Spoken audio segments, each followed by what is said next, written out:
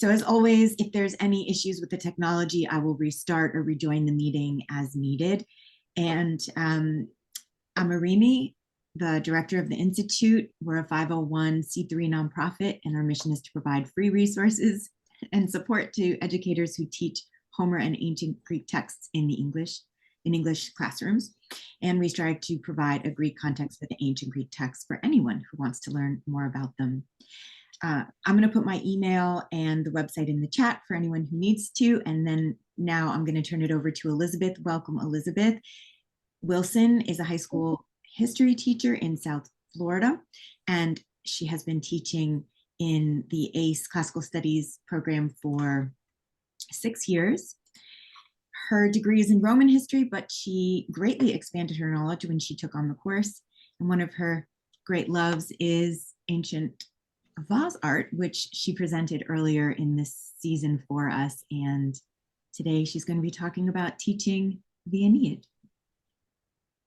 Take it away, Elizabeth. Okay, so I'm gonna kind of go over like lesson planning and how to include workshops, or how to include the epics in your lesson plans. So I'm gonna provide kind of a rather general lesson, and then once we go through the general lesson, we're gonna get more specific as to how I used this. So I am going to ask you guys to mute yourselves for now, just so we don't have any background noise or anything like that. And we will get started. Okay, so lesson planning with epics. I teach freshmen. I teach 14 and 15-year-old students, and something I've noticed over the past 2 years is that these students have absolutely no analytical skills. They have reading comprehension, but they cannot really analyze. So I use a lesson called Alphonse the Camel to explain to students how you analyze. And some of you might be familiar with Alphonse. So this is also more in a historical analysis form, but it does help expand their kind of brainstorming and things like that when they write essays. So first things first, I'm going to read you the story of Alphonse the Camel. Don't get attached. He's not going to have a good life. I'm sorry. Just, it's the way the epics go. Just don't get attached now. I know he looks cute. Move past it. Once upon a time, there was a camel called Alphonse. For various reasons relating to an unfortunate accident during his birth, the camel had severe back problems. This was not the end of his misfortune, however, because he also had an evil, exploitative owner called Frank the Camel Killer. Frank had hated camels ever since he experienced a nasty incident in his childhood involving a camel's hoof and his rear end. He was very bitter and hadn't trusted camels since. Frank regularly overloaded his camels prior to taking them on grueling and totally unnecessary round trips up and down the mountains on his way to deliver goods to his customers.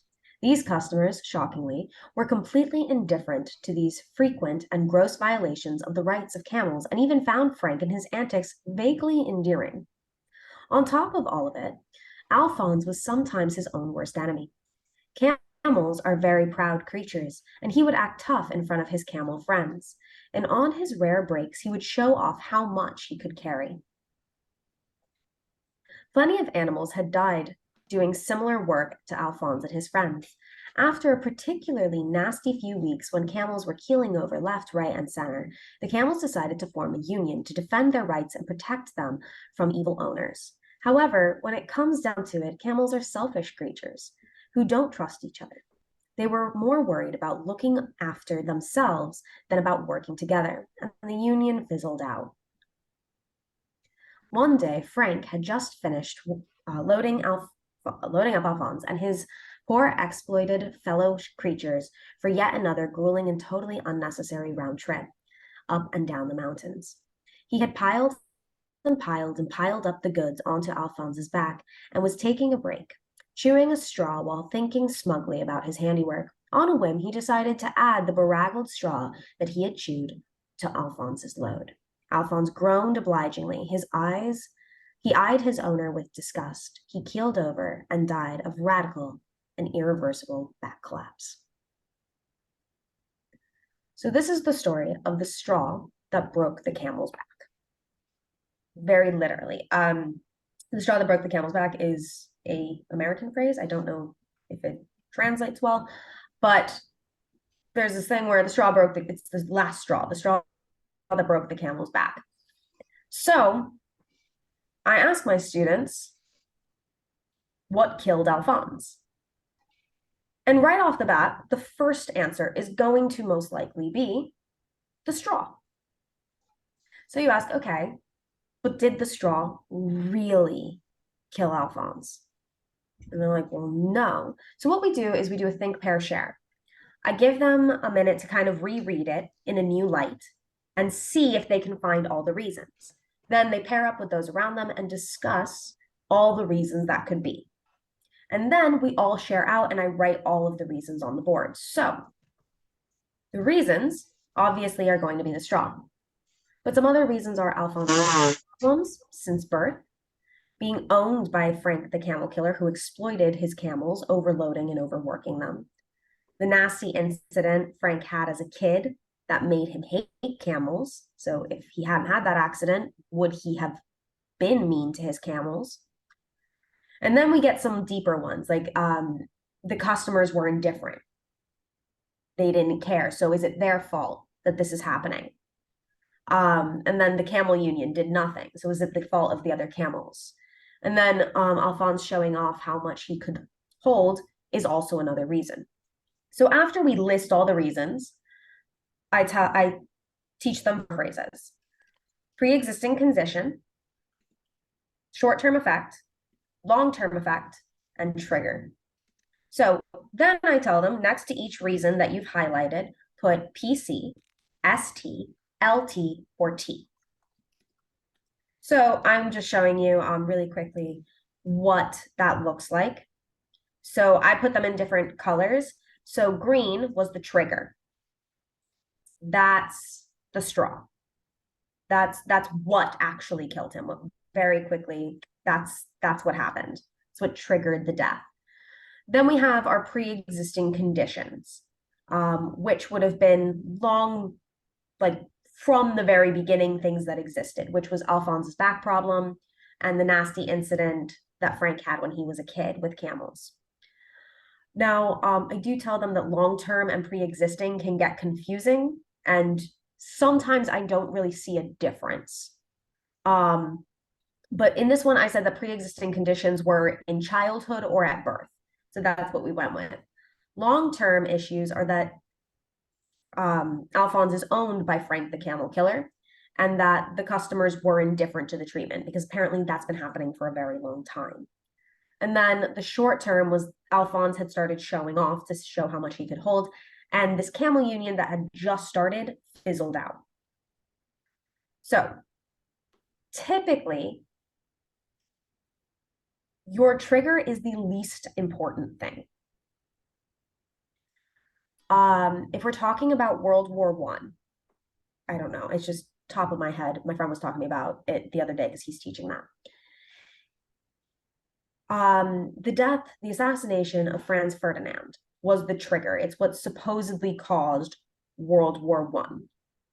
But if we don't have wars every time someone is assassinated.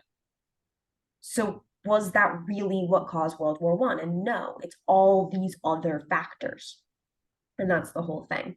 So then so trigger is typically the least important. And then long-term or pre-existing conditions actually tend to be the most important. So I tell them to number their causes from most important to least important. 1 to 5, 1 to 6, however many there are. 1 to 7, I think, is this one. I can't really see what number I put on here. Yeah, I can. 1 to 2. I don't know why I did that. But say let me. Yeah. However many there are, the last one is the last number. And then what you have them do is you write an overall judgment. So I gave them a prompt. What is the straw that broke? Oh, sorry. The straw that broke the camel's back, to what extent do you agree with this statement? So it's a discursive prompt, meaning they have to discuss evenly both sides of the argument and then at the end, make a decision. There we go. Make a decision as to what it should be. So I had them write a conclusion. And in their conclusion, which I call an overall judgment, they need to tell me the most important support and the most important challenge, and then decide who wins. So this is actually one of my students' responses, because I'm going to try to use as much student response as I can. Sorry, I just saw something was in the chat. Oh, okay. Some argue that the cause of death for Alphonse the camel was that the straw broke his back. While this is the technical cause for death, there are many other factors that led, this is actually what she wrote, led to the camel's death. So she talked about the support. This is an argument. It is the technical cause, but it is not the real cause. Now the challenge. The most important factors considered was the pre-existing condition of Alphonse's back problems, which was made worse by being owned by Frank the Camel Killer and by his need to show off. Therefore, it is not the straw that broke the camel's back, but his own ego that killed him. So despite some minor grammatical errors, that's a good overall judgment. And we're using analysis to get there. So then, day 2 of this lesson, we take it a step further. So sorry, this is what it looks like. This is what it looks like. If you want to take a look at it, there's the reasons. You can see what the straw is. This is for World War I because this is what I found online. Oh, maybe that's why I'm thinking World War I. That would explain it. Take a moment with that. Because once you have the logs, once you have the reasons, then you branch out and you use support.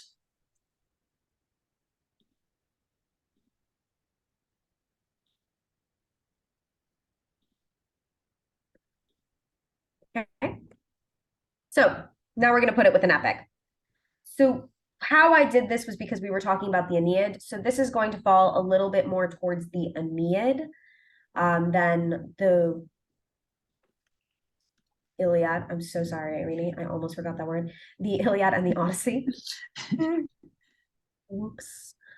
But this is a topic that can go towards any epic, really, because when we're talking about the epic cycle, this is a very important event. So this was my prompt. I gave them an ACE type prompt where we take a passage from the text and then we have a prompt. So I'm going to give you a minute to read that on your own, and then we'll talk about it.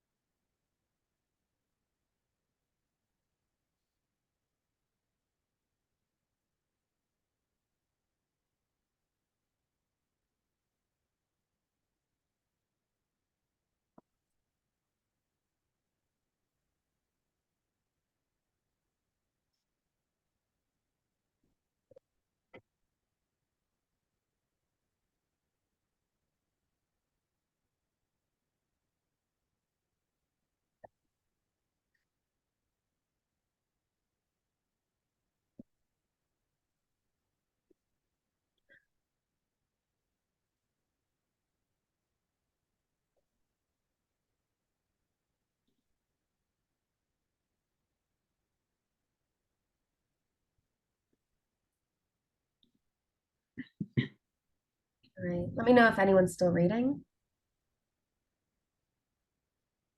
If not, I'll keep going. Okay, so this comes from book 2. It's when the Trojan horse is being brought into the city. And then the question that pairs with this is, the Trojans are to blame for the fall of their city. To what extent do you agree with this statement? Mustang?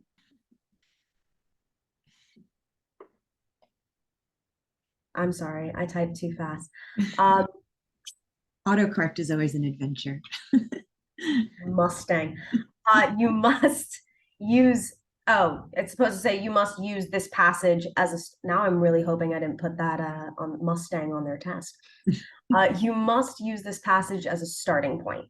So when I was grading their essays, because this was an essay, we first did Alphonse the Camel, but I told them I'm looking for, you have to use the passage. You have to use things from the passage. And we're in your essay, you're going to have analysis from our Alphonse. So they knew it was coming. So why did Troy fall? Anyone have thoughts and opinions on that?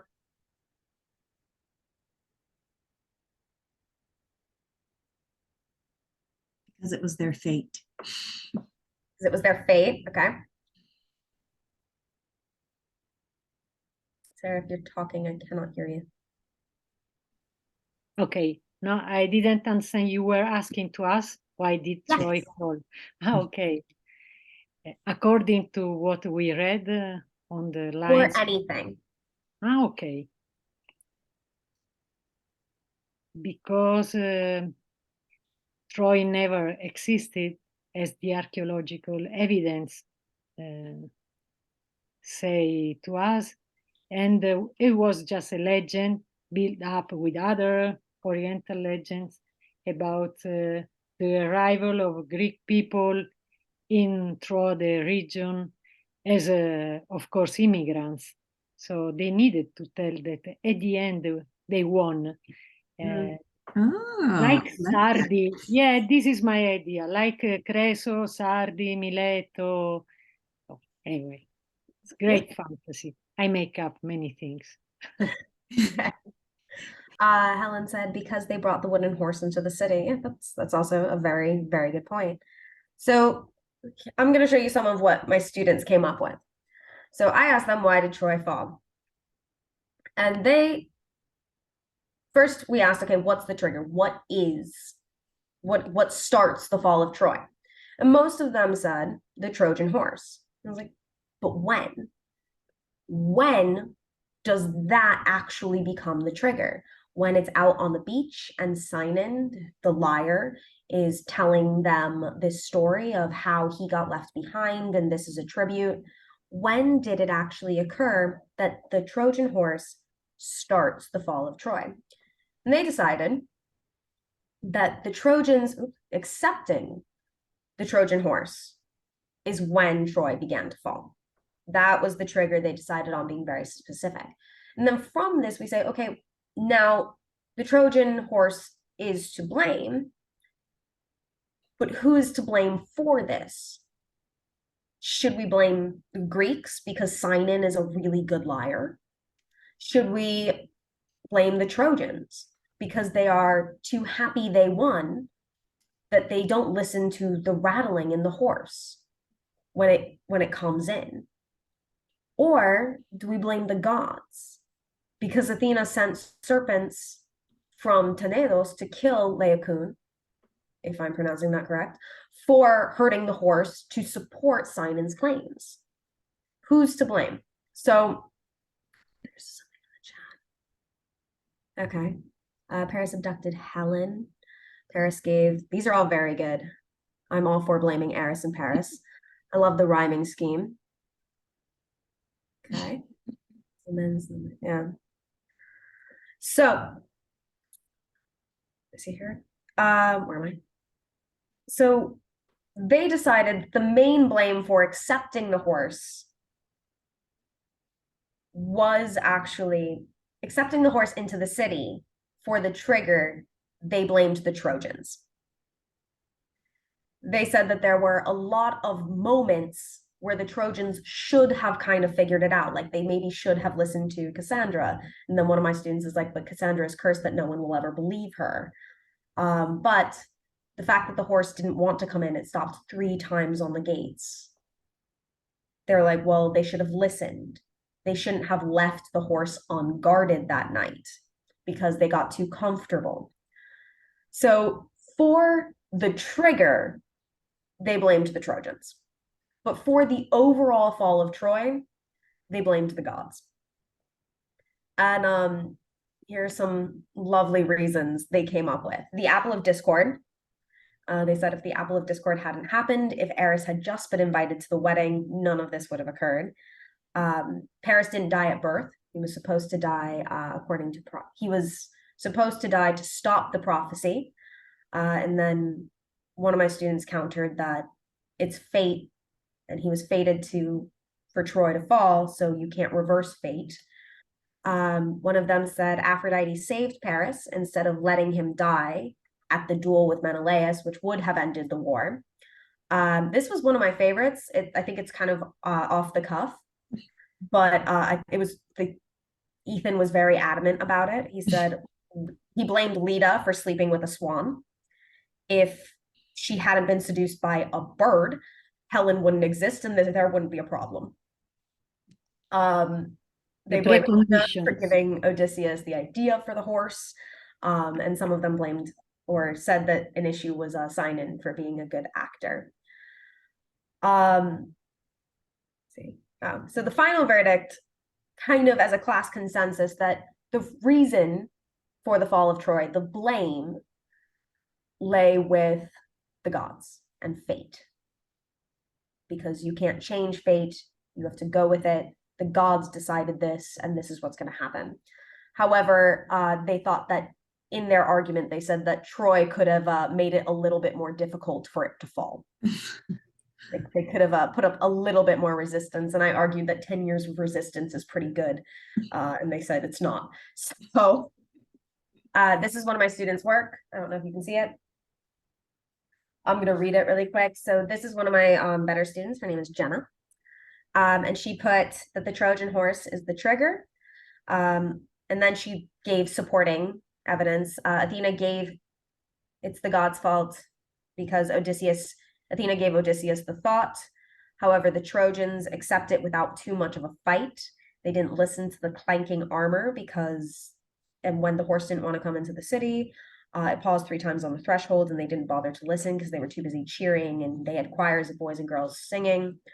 And then few to no guards watch the horse when Troy goes to sleep. Her other reasons were the apple of discord. Eris wasn't invited, throws apple. Did 3 goddesses need that kind of validation? And that's when she talks about the bribes, and she brought in Paris. Fate said Fate said he would cause the fall of Troy. So he will, no matter how you twist fate, it's going to happen. But she also blames him because he picked beautiful women over Juno's bribe of power and Athena's bribe of victory. If he picked either of the other women over hot girl, they would have been fine, and he doesn't. So my kids say that the judgment of Paris is a lie because he doesn't have good judgment. Oh. Like terrible judgment. So fate, balance. They talk about balancing scales to see if Hector dies, because Hector must die so Troy can fall. And then Paris lived. Fate always finds a way.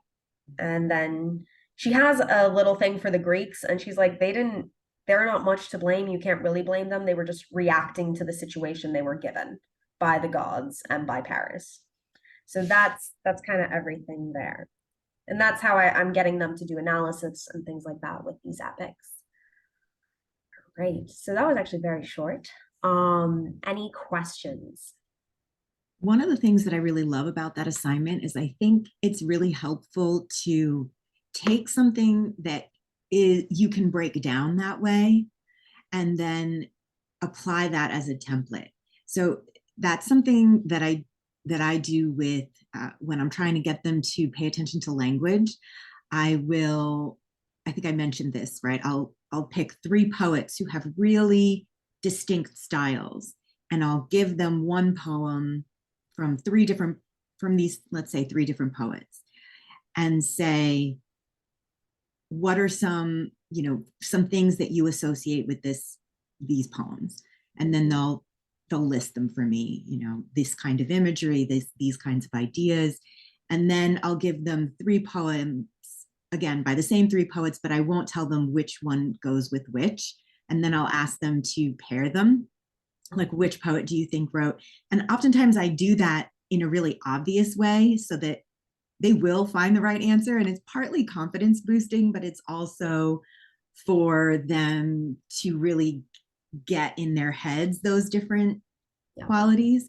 And so then that becomes a template you can apply to reading the more complex work. So I really like the scaling, like the way you're kind of giving them scaffolding. Sorry, it's not a question, but I just think it's such a brilliant way to pass them like up in their complexity level to where you can start to really have that kind of interesting discussion. Well, it's also something that we use time and time again. So now they're comfortable with Alphonse, and they just like they get one of these worksheets and they're like, haha, we got this. Yeah. And they just kind of go for it. My students have started naming their camels. They're like, we killed Alphonse a really long time ago. We need different camels. So some of them have stables at this point. So we also did this with the death of Dido, like what caused her death. And it's like some of my kids blame Pygmalion for killing her first husband. So if Pygmalion hadn't been greedy and killed the first husband, she wouldn't have ever had to meet Aeneas or anything like that. Or if they had met, it wouldn't have been a problem. So yeah. So it is something that is nice because you introduce it at the beginning of the year, and then anytime you just pull it out, you might do a quick refresher if it's been a couple months, but it's something that can be used kind of as a nice little review for them.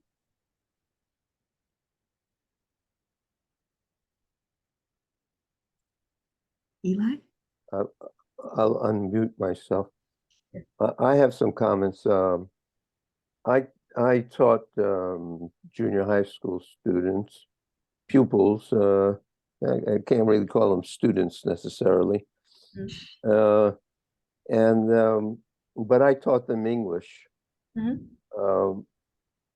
But I used to use kind of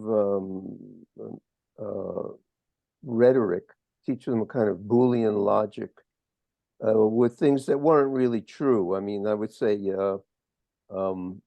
all pigs can use roller skates, and say, but only yellow pigs can have wings, and that kind of thing. So then they say that are yellow pigs also able to use roller skates? You know, so they say, yeah, because all pigs can use roller skates. I tried to develop that kind of logic with something that really had no connection with reality. And it seems to me that, in a way, using the Aeneid, or not the Aeneid, but the story of the fall of Troy, is also something that really doesn't necessarily fit into a true historical narrative. Probably a more accurate historical narrative that you could tie to the First World War would be the alliances that existed. The heroes that joined the Greek expedition were obliged to, by treaty, to accompany Agamemnon on this trip.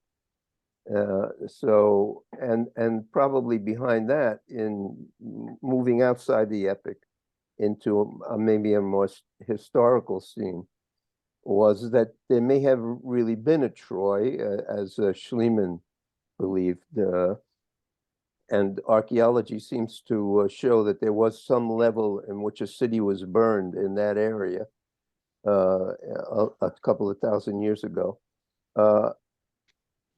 Maybe there was some kind of competition for trade in the Aegean between the Greeks and or maybe those people were Greeks, in fact, who lived in Asia Minor at the time, as there was a continuous Greek settlement there.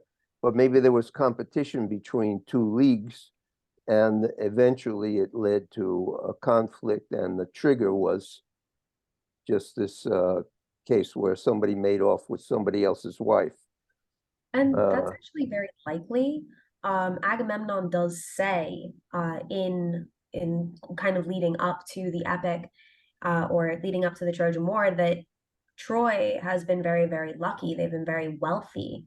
And he is sick of them being good at all of these things and being wealthy. So he's going to go and he's going to sack them. He's like, while they're good traders and while they're good negotiators, they're not good fighters. And he didn't realize how well fortified Troy was, which leads to 10 years rather than, because he said we'll be there and back by this time next year. Yeah, And that that's just what simply Johnson said about Vietnam too. yeah. Yeah. So it's very likely that trade could have been an aspect, and for Agamemnon, it was more of an aspect. And we know Paris was sent to Sparta to negotiate trade. Met someone's wife. He may have stolen her. Aphrodite may have stolen her. There are ways that this logically does make sense without the gods. But we also have to keep in mind story truth. This is not necessarily a true story to us. The fall of Troy, the Trojan War, all of this is not a true story to us, but it was a very true story to them. And my students, we now read, because of Irene, a chapter from The Things They Carried, which comes from the Vietnam War. And it's Tim O'Brien, Things We Carried, and we talk about story truth. And he's like, I'm not telling you the truth, I'm telling you the story truth, the truth you need to know and the truth you need to hear. It doesn't mean all the facts are correct, but this is how we see them. And it helps the students understand why I'm teaching this as if it is fact. And they're like, but the gods don't exist. I'm like, to you. They do exist to the Greeks. They still exist to some Greeks. Yeah, I have trouble gauging exactly what you can do with a junior high school mind in a history class. I never taught that. I taught most of my teaching was in the university, so I don't know really how to deal with it. It's another profession. Really But I'm just saying I'm looking at it because you mentioned the First World War and analyzing that, so I just wondered to what extent you could put a possible historical explanation into the story. Into the Iliad. There's ways to do it. I've seen people analyze how so actually Ace did a question 5 years ago. Yeah, Ace did a question 5 years ago that asked how important the gods are to the epic. And the whole point of the prompt was for kids to realize that gods were not essential to the epic. Technically, Irene's gonna shoot me. No. Because all of these things to a degree would have happened. You can still get in a war over a woman because she got stolen. Odysseus could have just been clever. He didn't need Athena to validate him. He could have just been a smart guy who made some really bad mistakes, but he could have been a smart guy. And it was kind of, now, they said, the idea here, because you had to analyze this, was that the gods are not necessary to the story, but they are necessary to the people. And that was kind of what they were trying to get at. Ace failed in this prompt because there was a massive curve, because none of the students understood it. And all of the students were like, this can only happen with the gods. And they're like, well, you would have fought a duel and Paris still could have ran away. And they're like, but he flew away. And it's like, I'm with your students on this. I think so, yeah, all the students were like, no, it's not possible. This had to happen with the gods. And it's like, no, I'll say what's interesting, and Sarah, I see your hand is up. One of the things that's really interesting to me about that whole line of questioning, because I think Cambridge did something interesting, according to one of my students who's a teacher in the UK. I think they asked something similar about the Odyssey, like how necessary are the gods to the Odyssey? And I think the issue is whether you want to talk about facts or meaning, or like, so are the gods real? It's almost like a red herring question. Or can you have the Odyssey without the gods? It's a bit of a distraction, because the question for me would be, well, what's the meaning? They're necessary to the meaning. Are they necessary for a certain string of events to happen? Who knows? But the meaning is different if you, and how you interpret it is differently. So facts and truth are not the same thing, right? Facts are just a list of what factors, right? Things that may have happened, and the meaning or the interpretation is what, how you, what you make of those facts, I think. Sorry, Sarah, or did you want to say something, Elizabeth? Yeah, I have told my students, I'm like, if you see that prompt, please avoid it. Yes. You're not gonna win. Just because the problem is, and I've told them, I was like, when you're writing an essay, sometimes you have to argue the side you don't believe. Right, that's true. Yeah. Because like I believe that the gods are relevant, the gods are necessary, but it's like, Yeah. and the kids are like, the gods aren't real, so couldn't it? I'm like, yeah, be careful. Be careful how you play this one. So it's sometimes I'm like, if you have another option, please just make a left. Just turn. Don't do it. Sorry, Sarah, go ahead.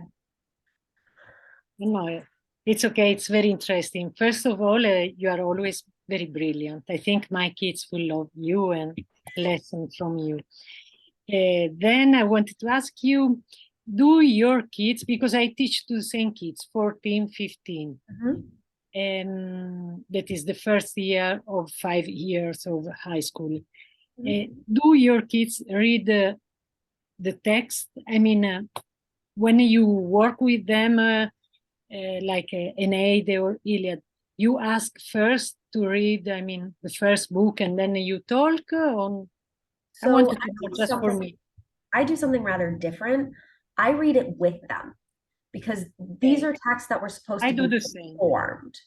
So we read them out loud together, and sometimes I have them read it, and I'm like, no, this passage needs like a certain a voice. So I'll be like, who can cry?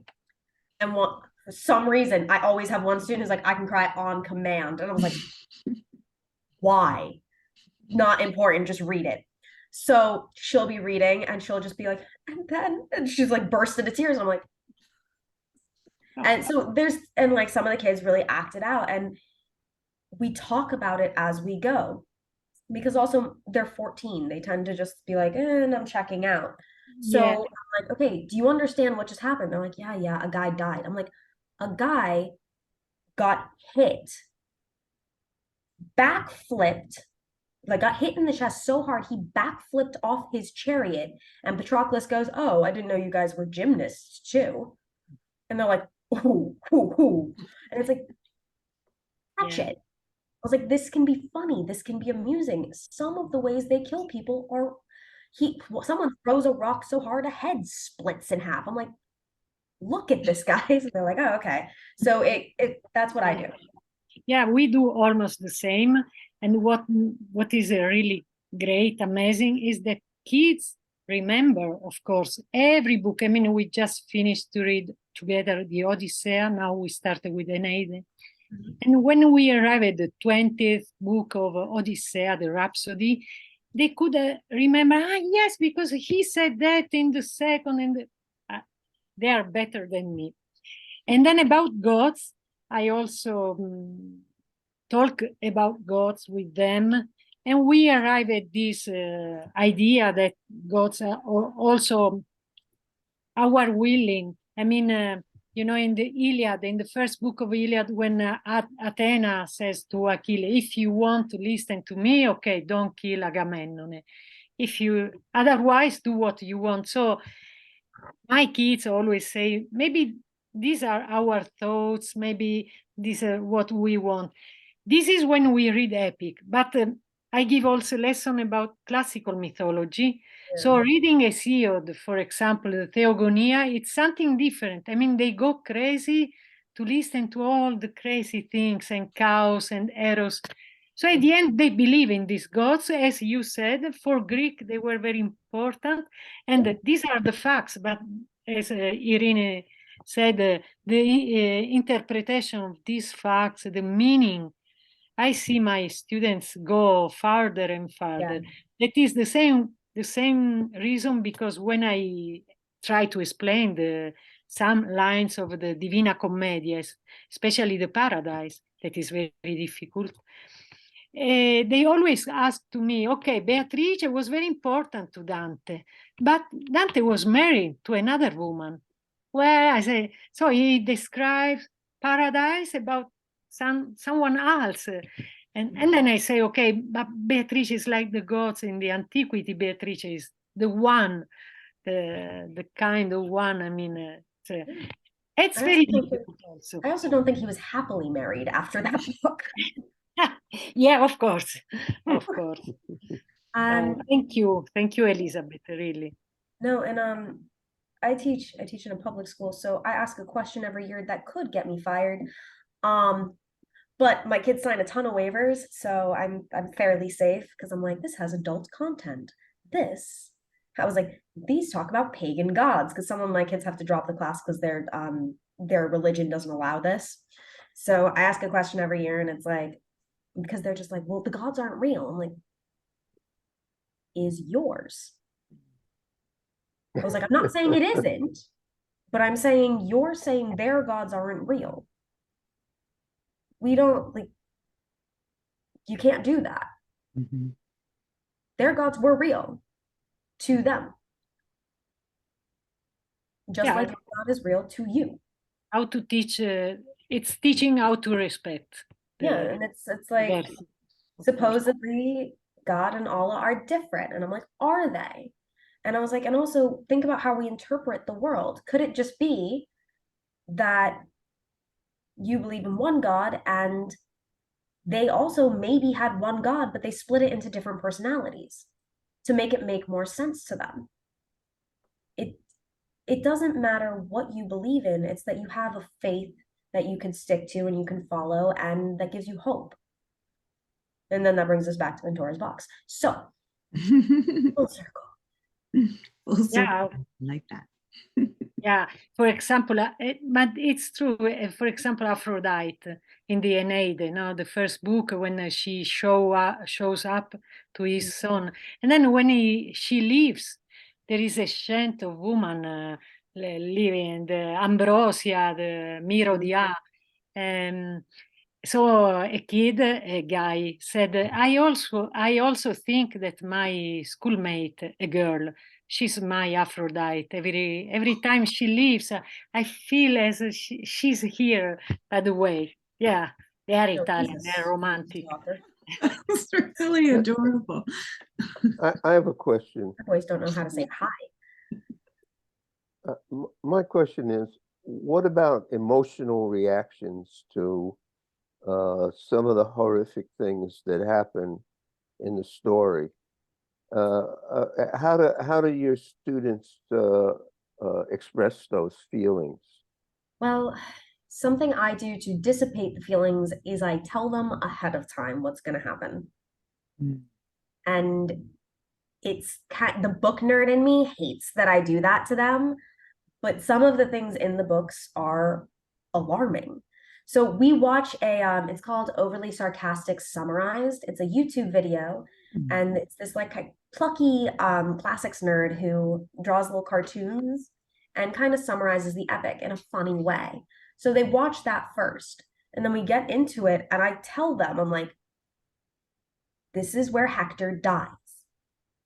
And especially with Dido, Dido commits suicide, and it's a very, very over the top suicide. It's a lot. And I was like, if this is a problem, if you're like, I can't do it, walk out. You'll be fine. I won't give you a detention. Walk out. Or like, you may take one friend with you, but leave. I was like, because it's a lot. And I was like, and then because you do need to know the content, come talk to me after and we'll discuss it. Because we'll talk about it. We'll talk about what happened, but without me going into detail and the gruesome and the blood and the knife. And it's like, we'll talk about it. So I actually have to cut this a little bit short. I have to get going because I have to teach another class. And Yeah. double booked myself and did not think about the fact. I was like, oh yeah, online, and then I'll just switch to the next one. And I was like, I have to drive to the next one. I was on COVID brain. So I'm going Thank to, you for another excellent talk. no I problem. really enjoy your speaking. Thank you. Me too. Sarah was asking for the overly sarcastic. I think is that their YouTube? Oh yeah, I put it in there as Oh, well. perfect. Excellent. Yeah, sorry. I just stuck it in there. I was like, yeah, thank you. Searching. Yeah, Yes. So thank you so much, Elizabeth. Thank no you. problem. It was fabulous. And I will see you again soon, I hope. I hope we will all see you again soon here. in Hopefully. this Keep space. asking me to teach classes. Yes, that's going to happen. So thank you everyone for coming, and we'll be back next week. We'll have somebody doing a session on the Iliad. So if you'd like to come back, that should be great. Thank you. Thank you. Bye. Nice day. Goodbye. You too. Good week.